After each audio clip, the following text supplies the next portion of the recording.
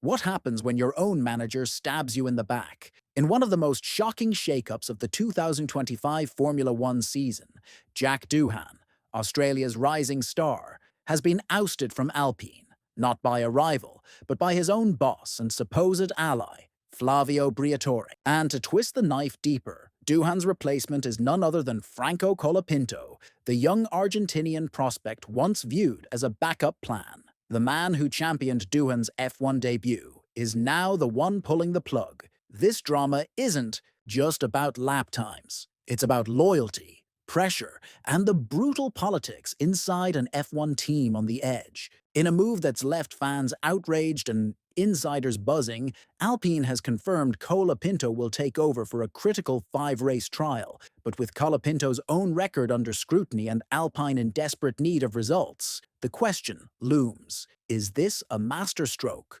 or a meltdown in the making? Alpine's current struggles in the Constructors' Championship add further context to this bold move. With just 7 points earned so far, all by Pierre Gasly, the team is floundering in the midfield, desperate to climb the ranks. The pressure to find a reliable second driver is mounting, and although Doohan has failed to score points in his 6-race stint, the raw statistics suggest his performance wasn't drastically behind.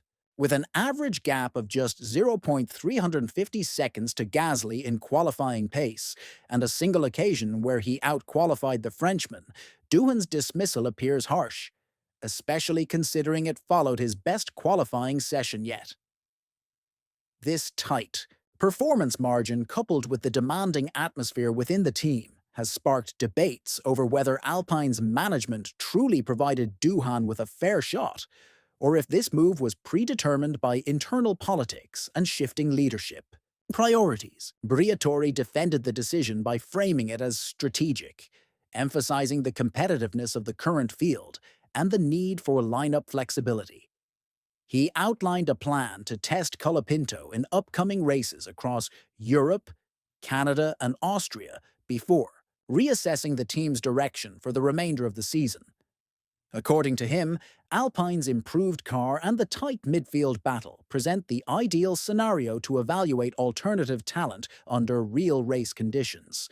The goal is to solidify a driver lineup that can consistently deliver as the team ramps up its 2026 preparations. From the start, Doohan was thrust into an impossible situation.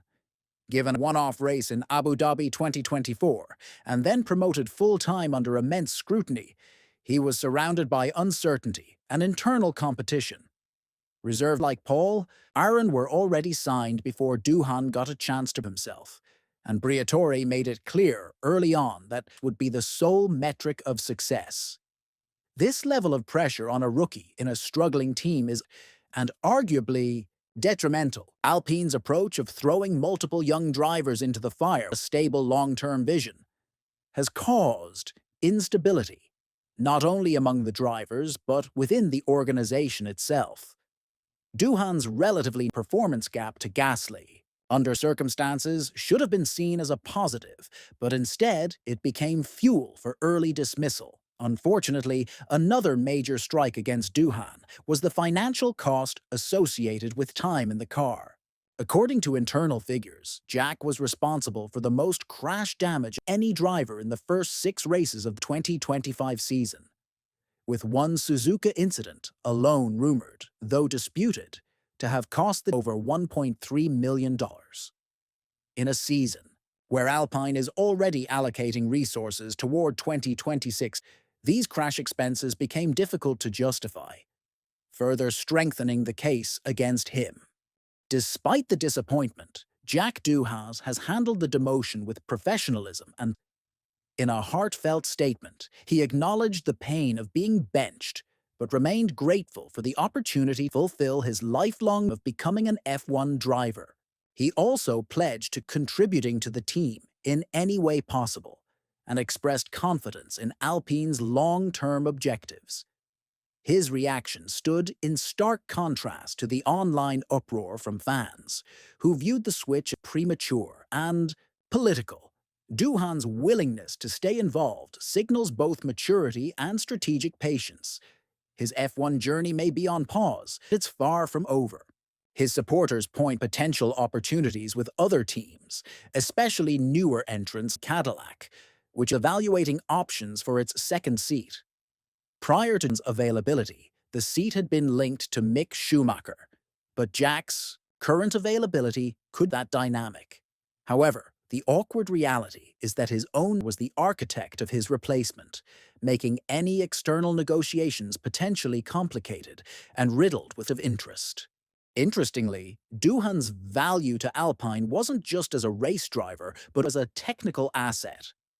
During the Miami Prix, prominent F1 reporter Ted Kravitz revealed that Pierre Gasly reverted to a suspension setup nearly identical to Doohan's after struggling with his own configuration.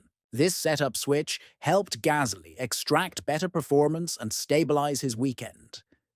This paints Doohan in a different light, not as a failure, but as someone whose technical feedback directly benefited the team. It reinforces the argument that while he not have delivered points, he contributed meaningfully to the scenes. His understanding of car setup and adaptability were appreciated internally, even if reflected on the scoresheet. Such skills are often overlooked in young but are crucial in shaping team strategy and performance. With Colapinto now under the microscope, the team will likely miss Doohan's methodical approach if the new recruit leans more on raw speed than car setup finesse. The broader issue here may not be Doohan's individual performance, but rather the toxic culture Alpine seems to be fostering. The team has seen a revolving door of both drivers and senior leadership over the last few seasons with high-profile including Fernando Alonso, Oscar Piastri, Esteban Ocon, and former team bosses Safnauer and Laurent Rossi. The result is a fragmented identity and a team in constant rebuild mode. The decision to Doohan mid-season with a high-pressure trial for Colapinto is just another example of this pattern. Alpine's internal instability is beginning to show through their on-track results, and while term driver swaps may seem like proactive management, they risk undermining long-term development and morale. The lack of alignment between sporting goals and leadership vision is a red flag, especially with 2026 fast approaching. For Doohan, this environment may have been more hindrance than help. There's still a flicker of hope that Doohan could reclaim his seat if Colapinto fails to deliver in the next 5. The Argentinian rookie has talent, no doubt. He put Alex under pressure during his Williams appearances, but his crash history raises alarms. If Colapinto racks up damage or struggles to outperform Gasly, Alpine may be forced to their driver plans yet again. With Doohan still embedded in the team's operations, he remains the next logical option should things go south. Alpine's desperation for points means they may prioritize consistency over promise. With the team stuck in a lower midfield battle, every result counts, and a string of zero-point finishes from Colapinto would only strengthen Doohan's case. Adding to the narrative is the fact that Doohan wasn't far off from Gasly in pure pace. While he didn't score points, average deficit was minor, and in cases, he was instrumental in optimizing race setups for his underdog. Performance in difficult could serve as a powerful message to other teams evaluating future driver lineups. In a landscape where young talent is constantly and rotated, consistency and resilience matter just as much as raw speed. Doohan may not have dazzled the timing charts, but his potential is visible to the right team. As for Colapinto, his Alpine deal includes a compact but intense 5-race test across key 3 back-to-back European races, a Canadian round, and the expectation is clear: deliver points or risk being sidelined. The pressure is immense, not only because of Alpine's tight financial situation, but also due to the strategic positioning ahead of the car has shown it can perform. Evidenced by 7 points, and Colapinto will have no excuses if he fails to capitalize. The gamble Alpine is taking could either uncover a gem, backfire spectacularly. The next few races will decide not only Colapinto's F1 future, but potentially the course of Alpine's recovery. or further, chaos.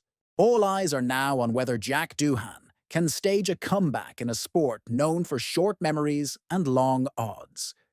While Alpine may have temporarily cast aside, the Formula One grid is in constant motion. Team reshuffles expected, and performance. Swings always around the corner. Doohan's is far from over.